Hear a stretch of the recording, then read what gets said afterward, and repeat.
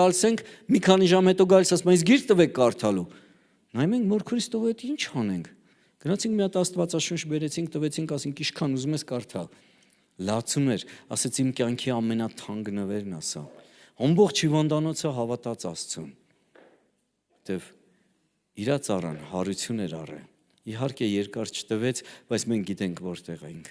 Շուտ թե ուշ գնալու ենք։ Գիտես,